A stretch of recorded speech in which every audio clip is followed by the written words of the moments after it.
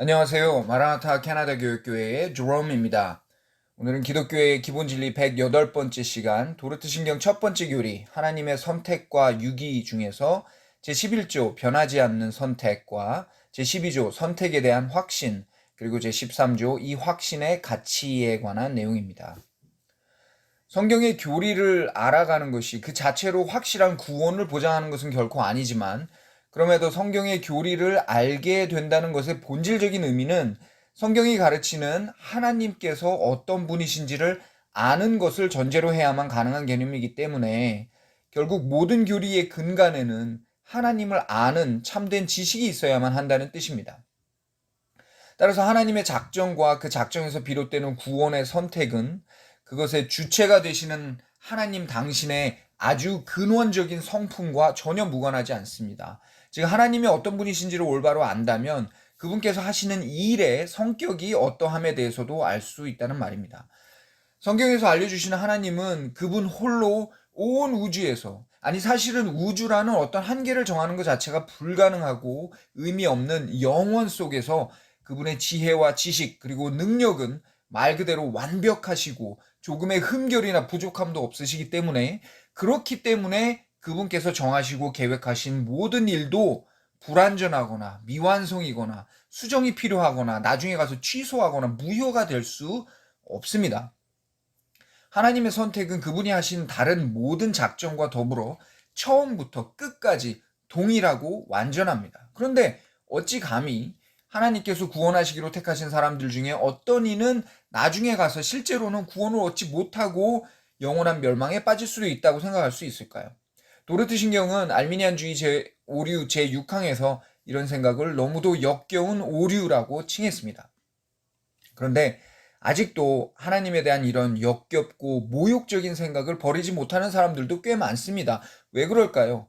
그것은 아마 그들 스스로가 하나님께서 자신을 택하셨는지 택하지 않으셨는지 확신이 들지 않기 때문일 것입니다. 그렇다면 사람은 어떻게 하나님의 선택을 확신할 수 있을까요?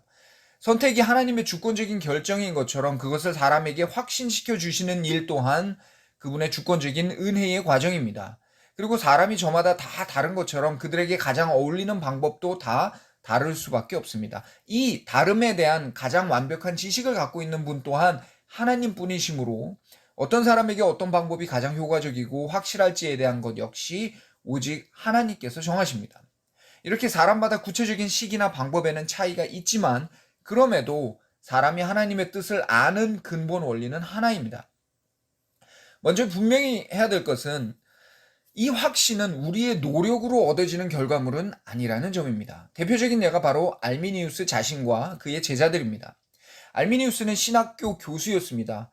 1세대 종교개혁자인 칼빈의 제자에게서 신학을 공부하고 박사가 되어 대학에서 신학을 가르치던 교수였음에도 그는 하나님의 선택을 확신하지 못했습니다. 그리고 그에게서 배운 어떤 신학생들, 곧 이후에 목사가 된 그들 역시 하나님의 선택이 영원한 것인지 아닌지 확신할 수 없었습니다. 많은 책을 읽고 논문을 써내는 것이 하나님을 알아가는데 최소한의 보조적인 도구는 될 수 있을지언정 결코 바른 길이라거나 유일한 길은 될 수 없습니다. 하나님은 오직 그분께서 옳다 하시는 방법대로만 사람에게 하나님 당신과 당신의 이런저런 뜻을 알게 해주십니다. 따라서 사람이 하나님의 뜻을 알 수 있느냐, 그분의 선택을 확신할 수 있느냐 여부는 자신이 어떤 방법으로 얼마나 노력했느냐의 문제가 아니라 하나님께서 그에게 은혜 베푸셨음을 볼 수 있느냐의 여부입니다. 이것은 사람이 하나님 앞에 올바른 신앙을 세워가는데 너무나 중요한 부분입니다. 기독교 신앙의 가장 정수에 있는 핵심은 하나님 앞에 언제나 수동적으로 설 수밖에 없는 인간의 현실을 인정하고 일단 그 앞에 세워진 후에는 가장 능동적으로 그 자리를 누리는 것입니다. 다시 말해서 하나님을 아는 것, 그분의 뜻을 깨닫는 것, 그리고 그분의 구원을 확신하는 모든 것은 언제나 우리에게 수동적으로 주어지는 선물입니다. 이것을 자꾸 인간이 스스로의 힘으로 능동적인 참여로 얻으려고 할 때 많은 문제가 일어납니다. 인간이 하나님 앞에 능동적으로 바뀌어야 할 시점은 이 모든 은혜를 보고 난 후의 일입니다. 즉 자신의 존재가 하나님의 은혜 안에 있음을 목도한 후에 그 삶이 이제 능동적인 감사의 동기로 가득 차서 적극적인 변화를 꾀할 수 있는 것입니다.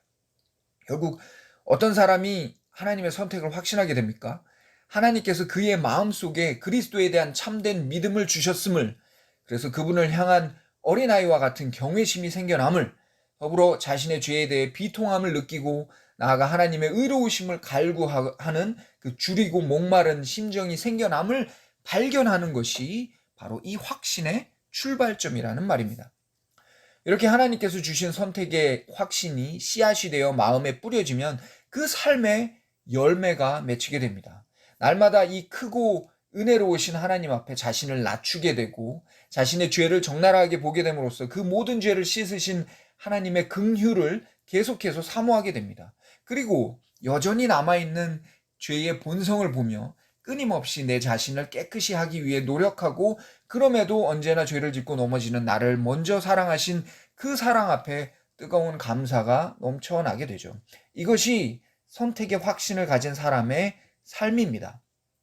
따라서 하나님 앞에 그분의 선택에 대해 확신을 갖지 못하고 그로 인한 불안감을 정당화하고 합리화하기 위해 하나님의 선택은 가변적이고 불확실하다는 궤변적 이론을 만들어내는 것은 하나님을 희생시켜 나를 지키려는 최악의 한수를 둔 것에 불과합니다.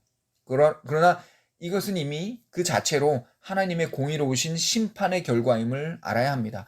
하나님께서 그를 구원하시기로 택하지 않으시고 자신의 죄와 고통 가운데 그저 내버려 두시기로 작정하셨기 때문에 그 고통과 불안 속에서 발버둥 치다가 결국 하나님을 대적하는 데까지 이르게 된 것입니다.